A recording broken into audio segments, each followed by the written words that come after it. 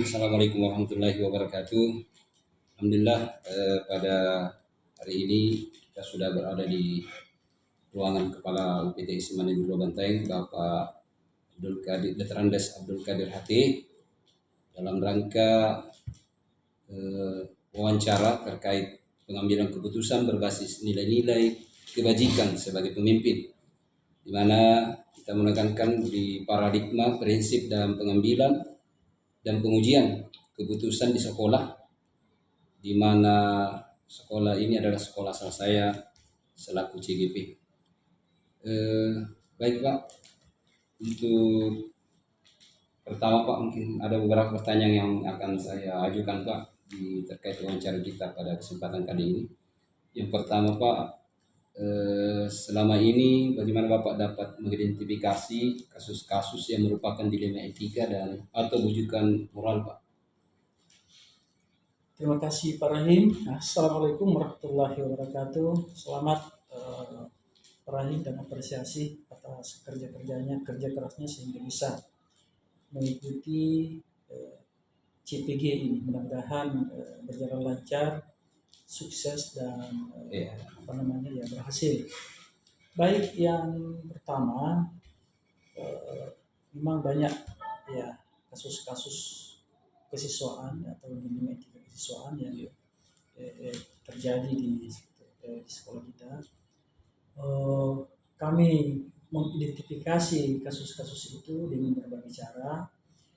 Yang pertama, ya setiap pekan, ya tidak setiap hari sebenarnya, tapi setiap pekan saya selalu jalan mengambil sampel, daftar hadir dan informasi dari pengurus-pengurus kelas, bagaimana kehadirannya dan bagaimana teman-temannya. Sehingga terkadang ada informasi dari teman-teman. Bahkan kami juga sering mendapati secara langsung ada anak-anak yang tidak siap belajar tetapi hadir di sekolah. Itu juga antara lain kasus. Kemudian yang kedua, selalu kami tekankan di rapat-rapat dewan dengan dewan guru, komite pengawas, agar supaya setiap guru mata pelajaran ketika masuk itu mengidentifikasi anak-anak yang memerlukan perhatian khusus. Apakah karena kehadirannya atau mungkin karena ketertinggalannya di dalam mengumpulkan tugas-tugas dan sebagainya. Kemudian ketika mata pelajaran itu mendapati hal-hal seperti itu, segera melaporkan ke wali kelas agar supaya wali kelas bisa bekerjasama dengan guru BK atau kesiswaan untuk bisa menindaklanjuti itu.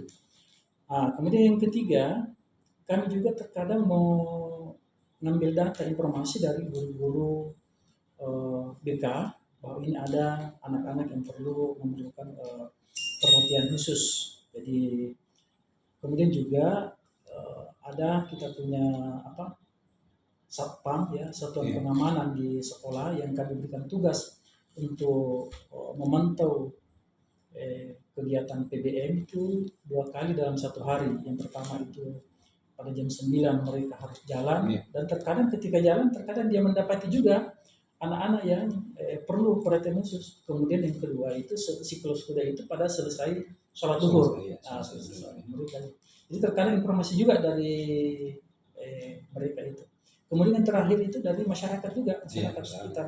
Karena terkadang juga ada anak-anak kita yang di luar jangkauan kita karena berada di luar sekolah. Katakanlah ada anak-anak yang melakukan perilaku yang dilema etika di luar, sehingga itu kita di luar jangkauan pemantauan kita, sehingga masyarakat juga yang melaporkan kita. Jadi itu semua itu yang kita berdayakan. Jadi kalau bisa kita simpulkan, yang pertama itu adalah dari kami sendiri, setelah menemukan, yang kemudian bantuan dari laporan dari guru mata pelajaran, kemudian dari BK, Satpam dan masyarakat. Jadi ada beberapa Pak yang dilibatkan dalam identifikasi kasus-kasus yang merupakan dilema etika atau rujukan moral Pak ya, karena ini berbeda Pak kasusnya di dilema etika dengan rujukan moral. Baik Pak, kalau pertanyaan kedua ini Pak, selama ini bagaimana Bapak menjalankan pengambilan keputusan di sekolah Bapak? terutama untuk kasus-kasus di mana ada dua kepentingan yang sama-sama benar Pak, atau sama-sama mengandung nilai kebajikan. Iya. Jadi itu yang merupakan dilema etika Pak, kalau misalnya sama-sama kepentingannya sama-sama benar. Oh, Ya, iya, iya. ya bagaimana Bapak menjalankan pengambilan Iya. keputusan sekolah? Jadi yang pertama kita sampaikan, istilahnya kita lempar di forum ya ketika rapat evaluasi bulanan setiap bulan, bagaimana pandangan pendapat daripada guru-guru. Kemudian yang kedua juga terkadang kita mengadakan rapat-rapat terbatas dengan wali kelas, guru BK, kemudian pengawas, pengawas, kemudian komite. Kemudian juga kami juga terkadang menelepon langsung atau berkoordinasi berkomunikasi langsung dengan kepala cabang dinas untuk meminta petunjuk jika ada hal-hal yang seperti itu yang terkesan sulit bagi kami untuk bisa mengambil keputusan. Ya.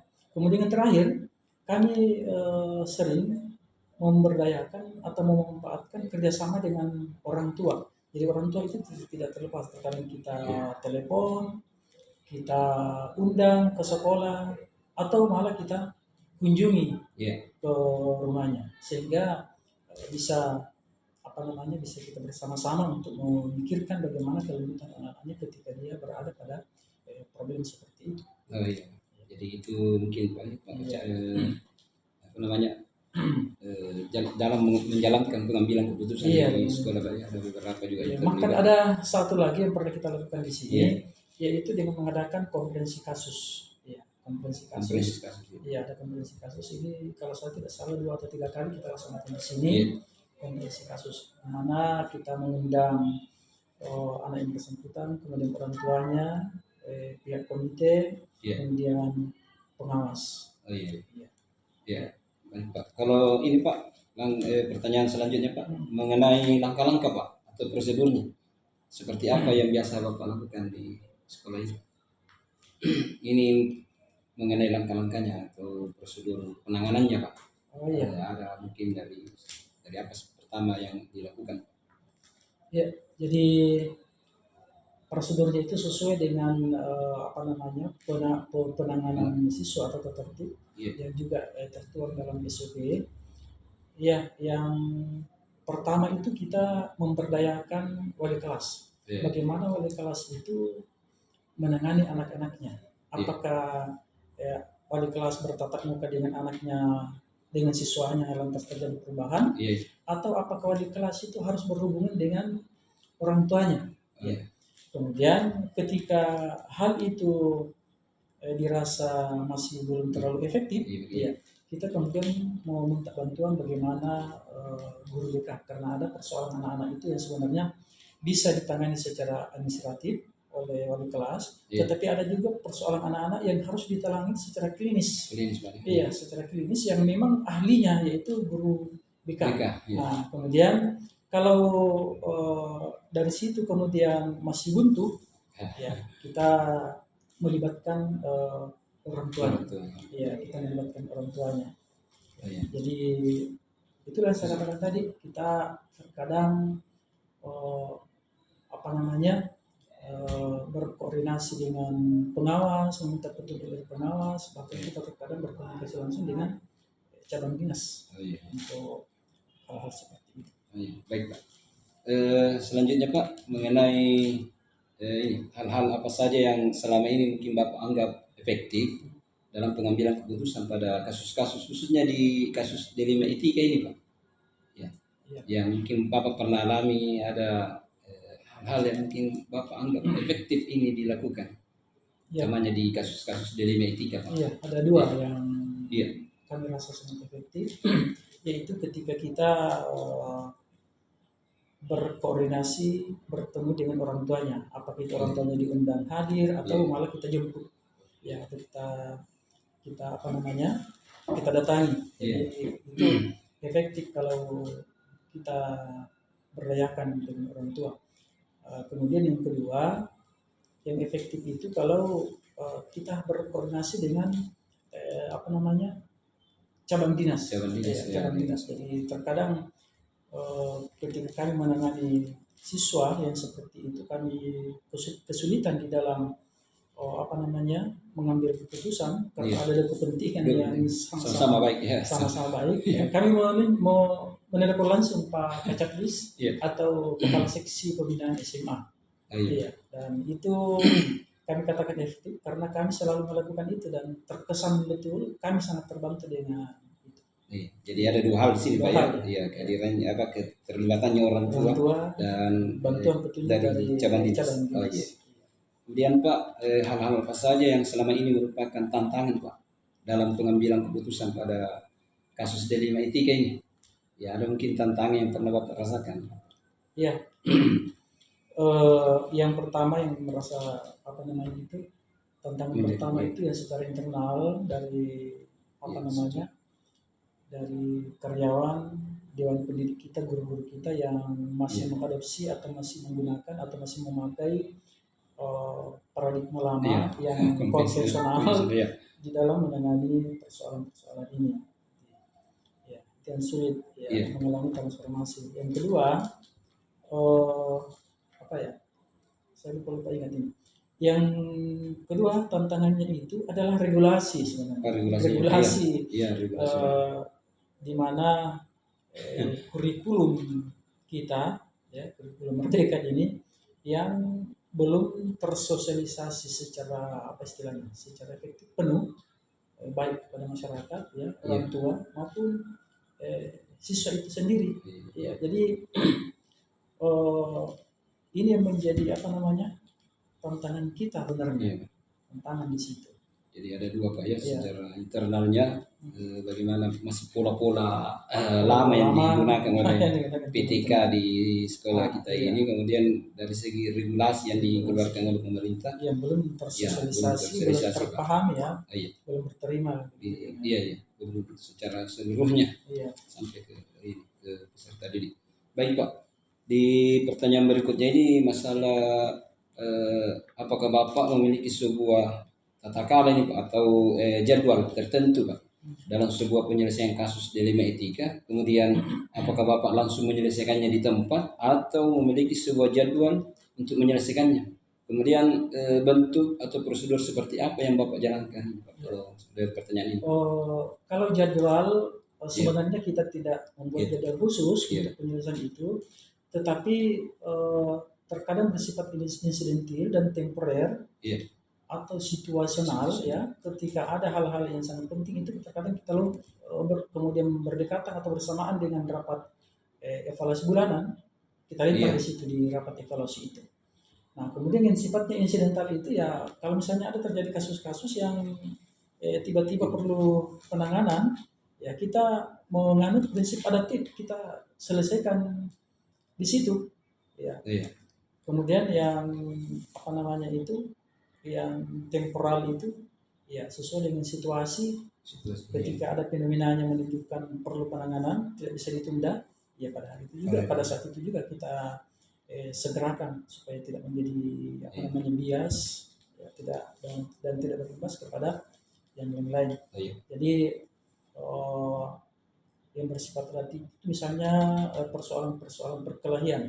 Ini pada saat itu tidak bisa ditunda, harus segera didamaikan. Dan pola kami mendamaikan itu, saya tidak pernah mendamaikan, kami tidak pernah mendamaikan siswa itu dengan siswa, tetapi kami harus melibatkan orang tua. Kalau orang tua dipanggil tidak datang, dijemput. Karena itu sangat efektif. Kalau anak-anak didamaikan, berdamai pada saat itu, tapi dia berlanjut pada saat yang lain. Pada saat yang lain, sehingga harus. Jadi tidak pernah kami mendamaikan kalau misalnya ada yang bertengkar, salah paham. Dengan pasti kami harus undang orang tuanya. Jadi lihat Pak prinsip jangka panjang dan jangka pendeknya mungkin pada saat anak-anak. Kemudian ketika ada anak-anak yang kedapatan membawa senjata tajam, itu kami tidak pernah menyelesaikan sendiri. Tapi kami harus melibatkan orang tua. Seperti itu. Kalau tidak diundang, ditelepon diundang tidak datang, harus dijemput supaya nanti sampai di sekolah diperlihatkan bahwa ini yang harus dilakukan. Sehingga anak itu betul-betul terkontrol baik di sekolah maupun oleh orang tua. Jadi ini tidak ada di waktu khusus. Tidak ada kalau waktu ada khusus, masalah mungkin harus selesaikan hari itu juga, hari Iya. ini juga mungkin diselesaikan Pak ya. Iya. Jadi dari jenis kasusnya Jadi barangkali Pak. kasusnya Iya. Ya. Berikutnya Pak, adakah seseorang atau faktor-faktor apa saja yang selama ini mempermudah atau membantu Bapak dalam pengambilan keputusan dalam kasus-kasus khususnya di lima etika Pak? Iya.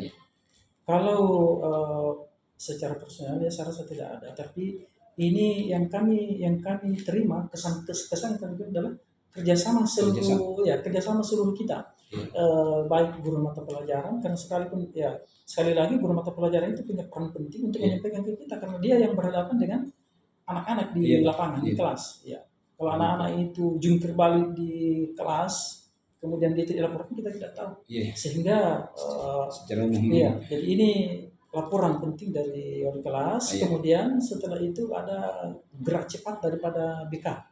Iya, gerak cepat dari BK. Yang kedua, respon positif dari orang tua. Oh iya. Respon positif, karena ada dua juga sifat yang kita temukan fenomena di orang tua. Ada orang tua yang memang pura-pura tidak tahu persoalan anaknya, ada juga yang sangat respect. Iya. Ya, jadi ya itu.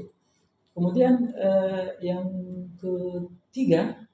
ketiga itu yang paling saya rasakan terkesan itu bantuan Kacakdis ya, kepala seksi SMA, yang setiap kita hubungi kalau ada persoalan-persoalan ini, dia memberikan petunjuk yang tepat untuk saya. Iya. Iya Pak.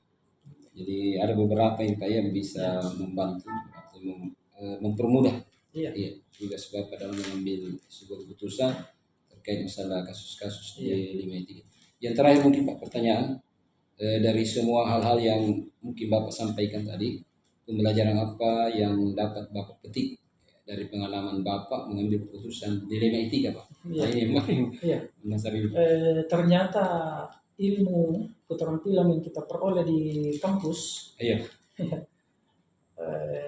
sangat jauh, sangat jauh, mungkin tidak bisa dikatakan ketinggalan, tapi jauh kekurangannya dibandingkan dengan fenomena yang ada di lapangan. Sehingga pembelajaran pertama yang kita itu bahwa kita selalu harus mengupdate keterampilan kita, keilmuan kita di dalam menghadapi anak-anak, karena anak-anak yang kita hadapi tidak sama pada saat kita menjadi anak-anak dulu.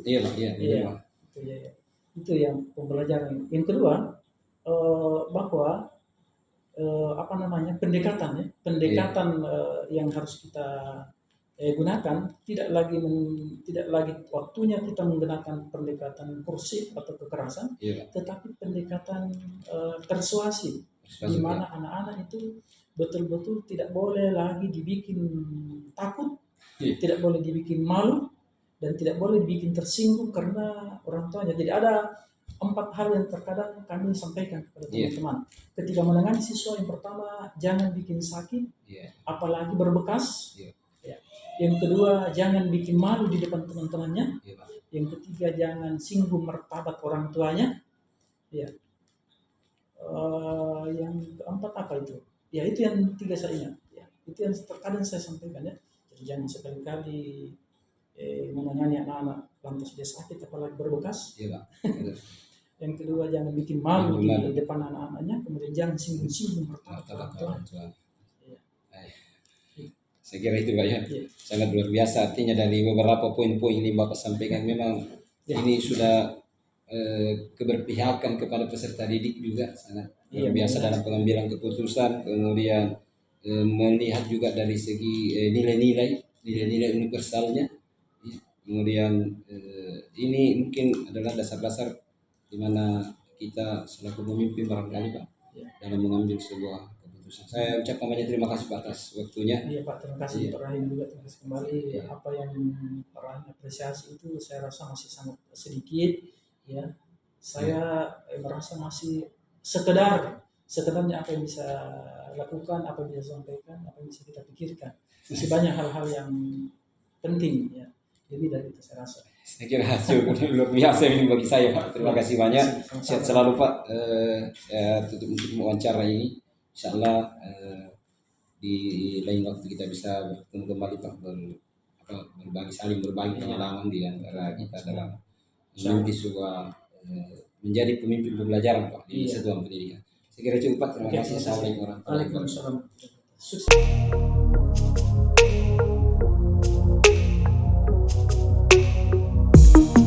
Bismillahirrahmanirrahim. Assalamualaikum warahmatullahi wabarakatuh. Waalaikumsalam warahmatullahi wabarakatuh. Ya, Alhamdulillah, saat ini saya sudah bersama dengan Bapak Kepala UPT SMA Negeri 1 Bantaeng, Bapak Wahid Hidayat SPD MPD. Alhamdulillah. Gimana kabarnya Pak? Alhamdulillah. Sehat-sehat. Alhamdulillah. Ya, Pak. Jadi tujuan kita bertemu di sini Pak, Ya. izin minta waktunya sedikit Pak, Ya. yaitu saya mau wawancarai Bapak terkait masalah pengambilan keputusan yang berbasis nilai-nilai kebajikan sebagai pemimpin Pak. Ya, Baik. baik Pak, saya langsung saja Pak untuk Ya. pertanyaan Silakan. pertama ini Pak. Selama ini bagaimana Bapak itu mengidentifikasi kasus-kasus yang merupakan dilema etika Pak atau rujukan moral Pak? Terkait mengenai bagaimana kami mengidentifikasi hal-hal yang menjadi dilema etika, kemudian rujukan moral. Ya. Yang pastinya di setiap satuan pendidikan, di setiap lembaga itu punya tantangan tersendiri, Iya. punya yang namanya problem, permasalahan itu pasti ada, dan di situ adalah dituntut bagaimana kepiawaian kita dalam melakukan deteksi dini, deteksi dini. Karena kita adalah satu lembaga yang pastinya dalam satu lembaga itu memiliki struktur, memiliki struktur. Ada wakasek, kemudian ada guru BK, kemudian ada guru-guru, ya semua stakeholder yang ada di lingkungan satuan pendidikan itu mesti kita harus libatkan. Jadi deteksi awal itu adalah bagaimana kita memastikan keterlibatan semua stakeholder yang ada di lingkungan sekolah, memahami dan mengetahui seperti apa ritme, seperti apa visi misi yang kita akan kembangkan di sekolah. Jadi terkait problem jadi etika, bujukan moral itu untuk mendeteksinya itu adalah tidak ada cara lain kecuali bagaimana kita membangun trust, keterbukaan, kemudian saling percaya diri, amanah, dan bekerja sesuai dengan tupoksi. Oh iya. Kemudian Pak, selama ini bagaimana Bapak menjalankan pengambilan keputusan di sekolah Bapak, terutama untuk kasus-kasus di mana ada dua kepentingan yang memang sama-sama benar Pak, atau sama-sama mengandung nilai kebajikan? Betul. Ya. Saya langsung kasih contoh konteks, kontekstual yang lebih mudah dipahami. Seorang siswa di satu sisi kita tuntut mereka untuk bisa berdisiplin, taat pada aturan yang ditetapkan oleh sekolah. Karena sebuah lembaga itu pasti tidak lepas dari yang namanya tata tertib. Itu adalah sisi yang mereka harus sanggup untuk mengikuti aturan itu. Tapi di sisi lain, siswa tersebut memiliki keterbatasan secara finansial. Taruhlah misalnya, anak-anak harus menggunakan sepatu hitam full, sementara anak-anak tidak bisa membeli sepatu hitam. Suatu ketika dia ditemu, dia kedapatan mengenakan sepatu di luar dari aturan tersebut. Itu kan dilematis. Apakah kita harus memberi sanksi anak tersebut atau membiarkannya begitu saja? Kalau dibiarkan begitu saja itu akan menjadi sebuah stigma yang terbangun bahwa ada kesan pembiaran. Itu dilema. Tapi beranjak dari bagaimana kita menghadirkan trust, keterbukaan, komunikasi, melibatkan semua stakeholder yang ada dalam sekolah, itu kan kita bisa bicara melalui wali kelas, kita bisa bicara melalui BK, kita bisa bicara melalui pembina OSIS, wakasek kesiswaan, kita rangkul, kita ajak komunikasi tanpa membuat sanksi yang berat kepada anak-anak itu. Kita bisa mencarikan solusi. Satu solusi misalnya, alhamdulillah kita di SMA 1 Bantaeng ada program 6S. Setiap Senin sedekah sepasang sepatu. Masya Allah. Jadi semansa setiap Senin sedekah sepasang sepatu. Jadi sudah jadi solusi juga itu. Iya, itu kan jadi solusi. Solusi diperoleh dari mana? Dari duduk bersama, mau mendengarkan, mau berkomunikasi. Ya, jadi kita bisa menganggap sebuah pelanggaran terkadang akan menghadirkan sebuah solusi-solusi inovatif. Iya. Jadi tidak semua pelanggaran itu berujung pada sesuatu yang mencederai lembaga atau aturan yang kita bangun. Ya, sebuah sesuatu yang mungkin tidak cocok, tidak sesuai dengan keinginan kita. Iya. Itu boleh jadi adalah satu cara untuk menghadirkan sebuah inovasi-inovasi yang Iya. bisa menjadi solusi dari problem itu. Luar biasa. Itu tadi contohnya. Luar biasa ini pokoknya. Jadi tidak melihat kekurangan apa, Nah, tapi dari kekurangan itu berusaha untuk mencari solusi, dan solusi itu adalah sifatnya inovasi. Jadi intinya jangan selalu menganggap bahwa Iya. problem masalah Masalah. itu adalah sesuatu yang bisa membuat cedera lembaga, Iya. atau yang bisa membuat kita menjadi apa namanya, terdesak, Iya. akhirnya apatis, Iya. ya, dan menganggap bahwa kita tidak bisa berbuat apa-apa. Tapi sesungguhnya itu mungkin ya, Iya. dan itu mungkin cara Allah untuk membuat kita berpikir positif, berpikir lebih baik lagi untuk mencari solusi dan memberi manfaat dari apa yang kita hadapi. Luar biasa. Jadi jangan apatis, Iya, Pak. jangan apatis, jangan cemas. Cemas. Jadi apatis yang berlebihan, kecemasan yang berlebihan itu akan mempengaruhi bagaimana psikologis kita untuk mau berpikir inovatif. Jadi hilangkan kecemasan, hilangkan apatis, ya, untuk mencari solusi-solusi dari dilema-dilema tadi. Ya, jadi dilema itu sengaja kadang dihadirkan untuk menciptakan inovasi. Sangat luar biasa, Pak. Jadi ya baik, berikutnya Pak, langkah-langkah atau prosedur seperti apa yang biasa Bapak lakukan selama ini? Ya, jadi masih berkaitan dengan penjelasan saya tadi. Ya, hierarkinya adalah bagaimana kita mengoptimalkan kinerja yang ada di lingkungan kita. Satu yang saya garis bawah, bahwa rekan kerja yang ada di lingkungan kita itu adalah partner. Itu adalah partnership kita. Itu adalah rekan kerja kita yang tidak bisa lepas dari hubungan emosional kita. Mereka adalah orang-orang yang bukan bekerja untuk kita, tapi semuanya mereka bekerja untuk keberhasilan lembaga kita. Kita pun bekerja begitu juga sebaliknya. Saya bekerja bukan untuk mereka, tapi untuk lembaga kita. Ketika mereka mengasumsikan kehadiran jadi lembaga, bekerja untuk lembaga, saya juga bekerja untuk lembaga, maka akan tercipta sebuah kerukunan yang baik. Dan semua jalan.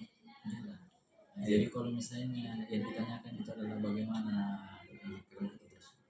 langkah-langkahnya adalah itu tadi, menempatkan mereka pada posisi yang memang sesuai dengan tupoksi dan selalu ada keterbukaan dan tidak ada beban dalam hidupnya. Karena mereka adalah partner kita. Ya, satu di garis bawah, mereka adalah partner. Baik Pak.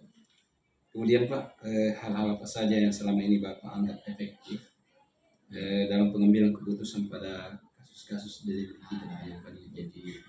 Jadi yang paling efektif itu yang pertama adalah tidak lepas dari komunikasi.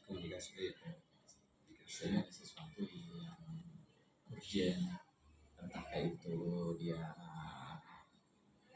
permasalahannya levelnya tinggi, sedang atau rendah. Karena kan sebuah permasalahan itu kita juga harus cara mendeteksi itu dia berada pada level yang mana. Dari pengalaman kami, ketika kita cekatan dalam mengkomunikasikan, maka insyaallah itu bisa diselesaikan dengan baik. Pertama, komunikasi. Yang kedua adalah bagaimana kita percaya. Ya. Bukan hanya percaya pada diri kita, tapi percaya pada rekan kita, percaya pada partner kita. Saya percaya bahwa ketika ini ditangani oleh BK, insyaallah bisa ditangani. Ketika mereka diberikan kepercayaan dan dipercaya, maka insyaallah mereka bekerja dengan optimal. Mereka bekerja cerdas, bukan bekerja keras. Nah, selalu memperkuat link jejaring. Iya. Jejaring. Ya. Jangan memperkuat link jejaring pada saat ada masalah. Jejaring itu harus terbangun. Kita harus perkuat jejaring kita ke instansi lain. Ya, saya harus perkuat jejaring saya ke dinas kesehatan. Saya harus perkuat jejaring saya ke DLH lingkungan hidup. Saya harus perkuat jejaring saya ke dinas pendidikan kabupaten kota. Saya harus perkuat jejaring saya ke pemerintah setempat camat. Ketika jejaring itu kuat, maka komunikasi juga akan lancar. Saya kadang di situasi tertentu tanpa persyaratan secara formal, kita tinggal nelpon saja karena sudah terjadi komunikasi yang baik. Itu akan membuat ya ada rasa kekeluargaan. Jadi link itu intinya adalah menghadirkan rasa kekeluargaan. Sangat luar biasa itu. Apa namanya, hal-hal yang sangat efektif yang Bapak lakukan di sekolah ini dalam pengambilan keputusan di kasus-kasus DLMT. Berikutnya Pak, untuk hal-hal apa saja yang selama ini yang merupakan tantangan dalam pengambilan keputusan, terutama ini di dalam kasus-kasus DLMT. Tantangannya adalah sulit untuk membahagiakan semua. Iya. Sulit untuk membahagiakan semua orang. Sulit untuk memuaskan semua orang. Karena kita bukan mesin pemuas. Iya.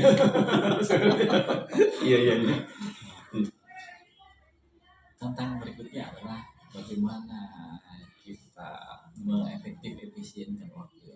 Efisienkan waktu. Terkadang ada makanya tadi klasifikasi yang tingkat problem itu harus ada. Masalah yang berat, masalah yang sedang, masalah yang ringan, masalah yang urgent, berat itu kita punya target harus selesai secepatnya. Masalah yang mungkin ya agak ringan, ya itu mungkin bisa kita jadwalkan tersendiri. Yang pastinya permasalahan itu adalah cara untuk menguji bagaimana kekompakan, kredibilitas, dan bagaimana ya kecerdasan kita dalam keluar dari zona yang tidak nyaman itu. Kan yang namanya masalah itu kan zona tidak nyaman. Tapi yang diuji itu adalah kompakkah kita, cerdaskah kita untuk menyelesaikan masalah itu, dan bagaimana kita mampu untuk menyegerakan. Jadi itu efektif efisiensi waktu. Ditambah lagi itu tadi terkadang keputusan ya sulit ya untuk diterima 100% oleh semua orang. Sulit sekali. Tapi yakin saja ketika nawa itu kita ada bagus, maka yakin saja sesulit apapun orang memahami, kalau kita sudah jalankan dan ada bukti, maka bukti itu yang membuat orang tergugah. Nah, jadi pembuktian itu yang perlu juga sebenarnya. Baik Pak. Untuk berikutnya ini Pak, apakah Bapak memiliki sebuah tata cara atau jadwal tertentu dalam sebuah penyelesaian kasus DLMT? Soalnya apakah Bapak langsung menyelesaikan di tempat atau memiliki sebuah jadwal untuk menyelesaikan, misalnya ada bentuk atau prosedur seperti apa yang betul, sangat menarik pertanyaannya. Kalau ditanyakan terkait apakah saya punya waktu untuk menyelesaikan, itu lagi-lagi kembali ke tingkat kompleksitas. Semakin kompleks persoalan, kita akan takar. Itu berapa lama, melibatkan siapa, yang negosiasi siapa. Kemudian berikutnya targetnya penyelesaiannya seperti apa. Jadi tingkat kompleksitas. Kalau misalnya problem itu, masalah itu melibatkan orang luar, nah, maka kita juga, makanya tadi saya sampaikan bahwa link itu tidak bisa dibahas. Kita perkuat link kita, jejaring kita. Misalnya melibatkan orang luar, maka kita harus menanganinya secara tanggap dan cepat juga. Karena kan namanya proteksi problem itu, proteksi permasalahan itu harus kita pikirkan juga. Ya sampai ada kesan pembiaran akhirnya menjalar. Maka yang dibutuhkan adalah yang pertama proteksi deteksi problem, kemudian berikutnya bagaimana menakar kompleksitas, Iya. mengukur kompleksitas masalah. Nah, kemudian berikutnya siapa yang kita akan libatkan. Iya. Iya. Ya, baik Pak. Pertanyaan berikutnya Pak, adakah seseorang atau faktor-faktor yang selama ini mempermudah atau membantu Bapak dalam pengambilan keputusan dalam kasus-kasus Ya, yang selalu ada, ya selalu ada. Ya, saya menyampaikan teori yang disampaikan oleh Manuel Castel. Dia membuat sebuah karya dalam bukunya Method Society, ya, masyarakat jaringan. Jadi kalau misalnya kita menghadapi sebuah persoalan dan melibatkan jejaring yang ada, lewat Method Society itu, jejaring sosial itu, maka insya Allah semua akan mudah. Jadi pelibatan semua elemen yang ada sebagai sebuah jejaring, ketika mereka terlibat, maka insya Allah semua mudah. Jadi kalau ditanyakan apakah ada yang dilewatkan, jelas ada. Ya. Karena kita berbicara mengenai sebuah lembaga. Ya. Beda kalau misalnya saya berbicara mengenai lingkungan keluarga saya kan, ya. itu pun pasti jejaringnya juga ada di rumah gitu. Ada di rumah. Nah, berikutnya juga yang sekarang yang tidak bisa kita pungkiri itu adalah bagaimana kita memanfaatkan media yang ada, komunikasi lewat media sosial, lewat chatting misalnya, lewat video call misalnya, itu kan semuanya memudahkan untuk kita menjalin komunikasi dengan siapa saja, ya, dan kapan saja. Berikutnya juga adalah bagaimana kita interpersonality, membangun komunikasi yang berempati, ya, bagaimana yang disampaikan oleh Joseph Adivito mengatakan bahwa interpersonality seorang pemimpin yang selalu mau berempati, kemudian berkomunikasi dengan baik, ya, penuh empati, maka itu juga akan memudahkan sesuatu, menemukan solusi, menemukan jalannya. Iya seperti itu. Iya. Ini yang terakhir Pak, dari semua hal yang telah Bapak sampaikan, pembelajaran apa yang dapat Bapak petik dari pengalaman Bapak mengambil keputusan di negeri? Betul sekali. Iya. Jadi yang pertama, jadilah sosok yang tangguh. Jadilah sosok yang tangguh. Kemudian yang kedua, saya kutip kata-katanya Rahul pada film India yang berjudul Kucu. Rahul mengatakan bahwa hidup sekali, jatuh cinta sekali, mati pun sekali. Kalau semuanya serba satu kali, maka ketika kita berada pada suatu tempat dan diamanahkan di tempat itu, maka kita harus menghadirkan dan menciptakan sesuatu yang berkesan, karena itu tidak akan pernah berulang. Jadi buat diri kita bermanfaat, ya. Jadi selalu memberi dan menghadirkan sebuah solusi tanpa menambah masalah. Dan dari sisi kebermanfaatan kan begitu. Kita akan bermanfaat kalau kita memberi solusi. Nah, tanpa membawa masalah lagi. Berikutnya saya kutip juga apa yang menjadi pesan Pak Prof. Jupri, jika bisa menjadi yang terbaik, maka menjadi baik saja tidak cukup. Luar biasa. Menjadi terbaik, maka menjadi baik saja tidak cukup. Sangat luar biasa Pak. Dari percakapan kita ini banyak pelajaran, semoga bisa menginspirasi. Pengalaman dari Bapak sangat luar biasa, pelajaran-pelajaran, kemudian inovasi menjadi sekolah Bapak di lembaga Bapak yang besar ini. Insya Allah mungkin kedepannya ini bisa kita bisa saling berbagi dalam kebaikan. Kita belajar sama-sama belajar. Tidak hanya lingkup di sekolah Pak, tapi insya Allah di kabupaten dan bisa menjabat se-Indonesia Pak. Saya kira cukup Pak. Terima kasih banyak atas kesempatannya Pak. Sukses Pak. Assalamualaikum warahmatullahi wabarakatuh. Waalaikumsalam warahmatullahi wabarakatuh.